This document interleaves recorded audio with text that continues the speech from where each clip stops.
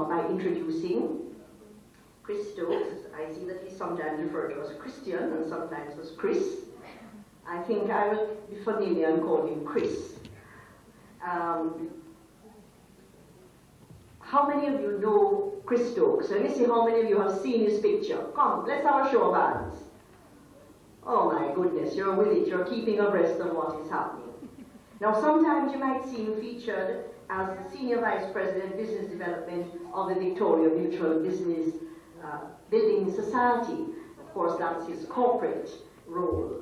But he has done a lot of incredible things in his life, and one of them was when he represented Jamaica in that bobsleigh team that went to the Winter Olympics and made such an impression. I know he's going to tell us a bit about that experience. He's quite a sportsman, and I see that he was a member of the Carrera Sports Foundation, chairman of Jamaica Youth Development Foundation, and a former Monroe College Old Boy. Is that right? Those are the people who used to cry, Bobo Skiwala. You see, I know all about these school cries because my brother went to JC and I had to learn all the different cries. So I know something about Monroe. Now, he's an all-rounder, and I think you've already guessed that. He's a man for all seasons. He has been in the corporate world, the sports world. He holds an MBA in finance from Washington State University and a BSc in finance from the University of Idaho. He also attended Calabar. My husband will be very happy to hear that. You know, we refer to them as Calabarians very fondly, but a lot of course, important people come from Calabar. And there must be something in the entrepreneurial spirit of that school and Monroe that have helped to shape Christian. He's going to be sharing with us, and I'm going to ask him to take the podium, and when he finishes his presentation, then I'll introduce to you the other panelists, Jennifer Pillina and Mildred Crawford. Thank you. On camera, that's the word.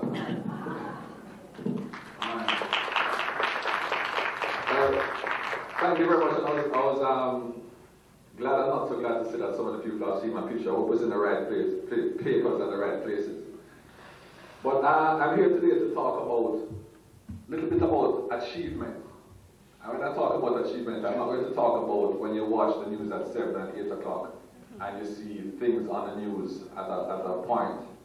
Or when you pick up a magazine and you see somebody's picture on the front of the magazine. I'm going to talk about achievement from a very real and a very personal perspective.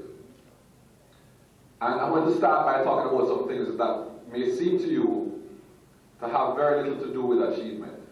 But at the end of my little monologue here, I hope that you'll be able to put it all together. Let me start by introducing a simple proposition.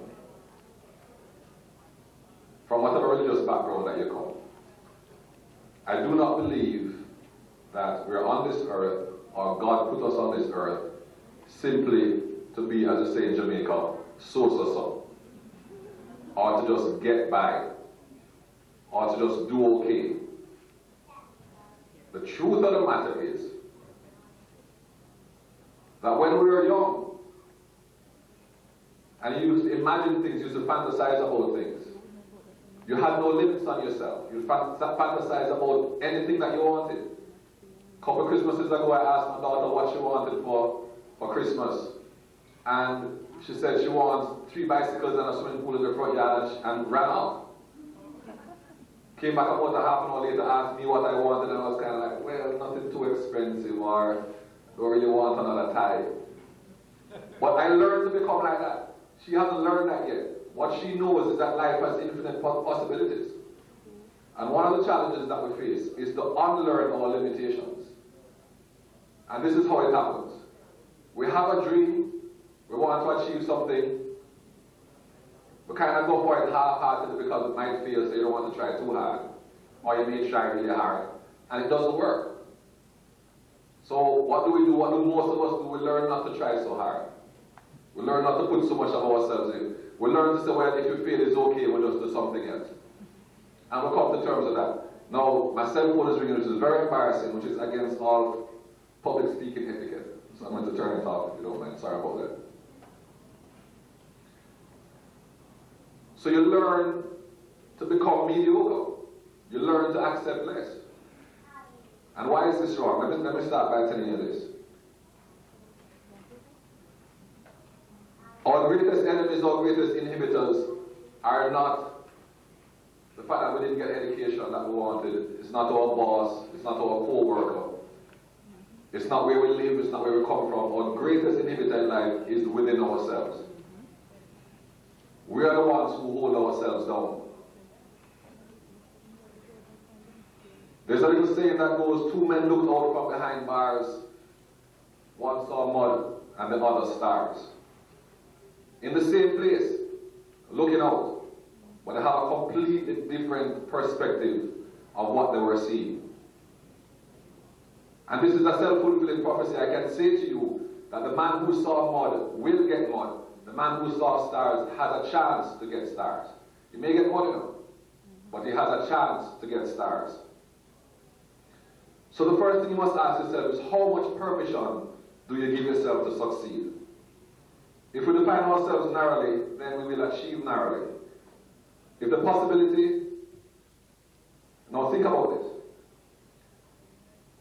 If you could do anything that you wanted to do, and there was no chance of failing, what would you do? I can tell you, it will be very different from what you're doing today for most people. If you could try something and you had no possibility of failing at doing it, you want to build the biggest building in the world and have it named after you with no possibility of failing, you would go for it. But what do we learn instead? We learn that, boy, maybe we can't do it, so we modify our expectations of ourselves.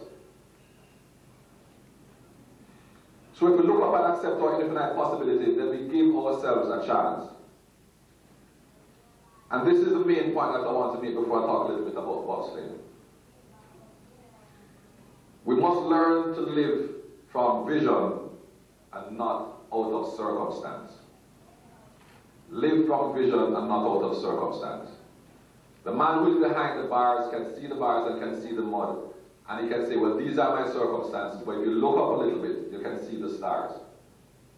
And the truth of the matter is, as we look at substantial achievement around the world, including Audrey Hinchcliffe, including the bobsleigh team of which I will speak a little more later, the wealthiest people in the world, the highest achievers, the best musicians, the best business people. If there are 10 in the room, 7 out of them came from impossible circumstances. Impossible circumstances. They were the ones who were with seven siblings, eating once a day or eating not at all. But what does this do? It creates a fire in your gut. And if you're going to stay in your negative circumstances or in your ordinary circumstances and say, well, look around me, I can't become anything, and live out of circumstance and not out of vision, then you're going to remain in your circumstance. And let me talk about living out of vision briefly.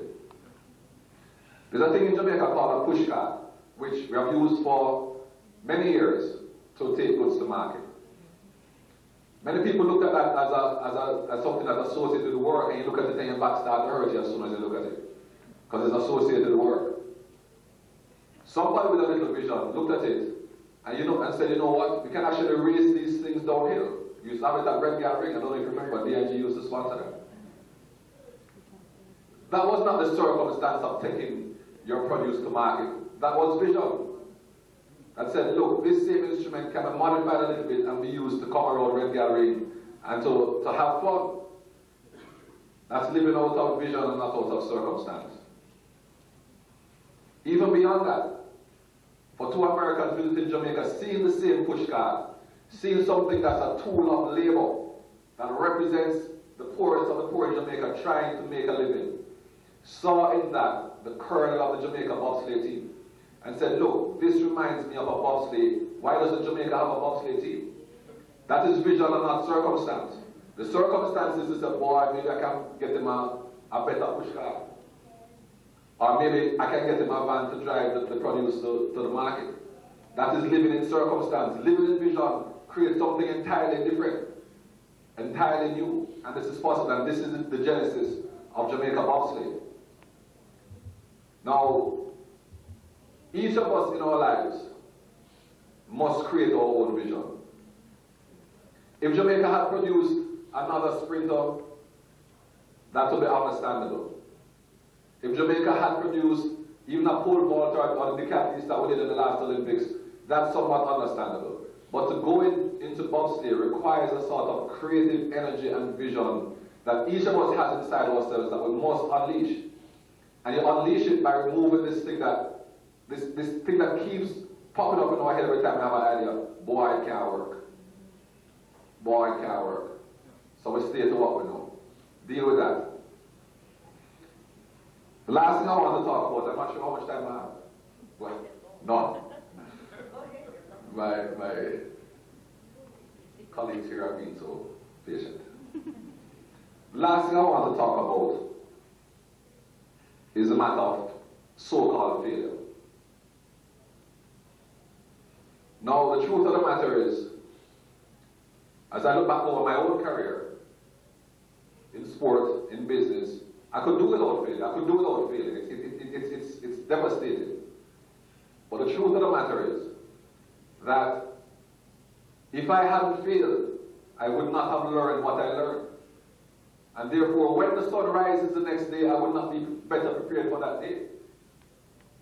And if, by the way, if you find yourself not failing a lot, it is a clear sign that you're not trying enough, you're not living out a vision, you're living out a circumstance.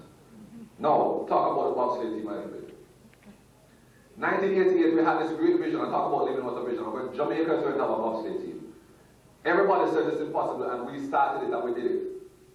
Everybody said, look, you guys cannot manage, you're going to crash, you're going to kill yourselves. We said, no, we're going to compete and we're going to do very well. You know what we did? In front of 2 billion people around the world, we crashed the sled. That is what happened. So despite living out a vision, feeling good about ourselves, about what so-called thinking out of the box, about being creative, about being energetic, about sticking through the things, we went in front of the world and did what all the critics said we would do, which was crash at the big show. It is embarrassing, I can tell you. It's humiliating. Now if you were to live out of that circumstance, what would you do? Come back to Jamaica and go back on a radio show and say, boy, people will forget about it in about 20 years and maybe we can go on with our lives. That's living out of circumstance. The issue was not that we crashed. The issue became to us, why did we crash and what can we learn to go forward? And that is the attitude that we took. Vision is not enough. You have to have a tolerance for failure. You have to turn failure into success. Winston Churchill says in a famous quote, success is going from failure to failure with enthusiasm. I've learned from this whole process that overcoming difficulties is more about changing yourself than about changing your circumstances. So we couldn't change the circumstances that we found ourselves in, but we could have just simply said, well, that is it, and stayed there. But we decided to have a different attitude that comes from the inside. Not just me, everybody on the team decided to commit themselves to this. We came back in 1992, and we just did, we did okay, not much press, not much coverage. But we were learning, we were failing, we were learning, we were succeeding, failing, learning, succeeding. And we kept going on like that. By 1994, 10 years ago, Jamaica, I don't know the last time we look at Jamaica in terms of the rest of the world on a map. It's a speck. Alright? It's a speck in the tropics, in the Caribbean Sea. This speck in the tropics in the Caribbean Sea, in 1994, put a bobsleigh team on the ice in the Norwegian Olympics that placed 8th in the world in bobsleigh.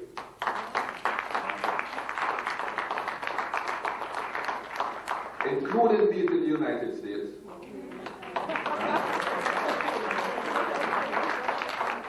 And Italy, and Switzerland, and a slew of other traditionally powerful bobsleigh teams. Since then, we have gone on from strength to strength. In 2002, our two-man team set the Olympic record in the start. Now, this is a living example about how one can transform their lives with a certain attitude, with a certain approach. It has something that has helped me tremendously in business. And Victoria Mutual, I get all the problems. Whenever there's a project that comes up and say, boy, people say can't, they say, boy, give it to Stokes. Right? Because it is likely to fail. Give it to him. Right? And you know, you take it on and people looking for it to fail. Some fail now. But that's alright. You're going to learn from that. But many succeed. And therefore you are able to develop yourself professionally, able to develop your spirit, and able to share with other people and improve their own lives. So, in closing, my challenge to you is to recognize that there is no honor in playing small. There's no honor in holding yourself down. There's no honor in putting yourself in a box. You're created to be great, so embrace that. It is God's gift to you. So when you go home today, think about what you have done in your life, and think about what you would have liked to have done. It's never too late. And it's never too soon. And try to break up. You're going to hear the voice in the head of, oh, I'm too old, I can't mother, or I'm going to have no money, or blah, blah, blah. But I can guarantee you that anybody that you see there getting their 5 minutes of fame on the world stage has a history and a story of struggle and success and overcoming failure. And this is my challenge to you. Whatever your thing might be, great or small, all I'm saying to you is, you're greater. You can be great if you believe that you're that way. You can overcome if you believe, and you can overcome if you apply yourself. So I wish you Godspeed and all the best. And I encourage you to take on these challenges and to live out of vision and not out of circumstance. Thank you very much.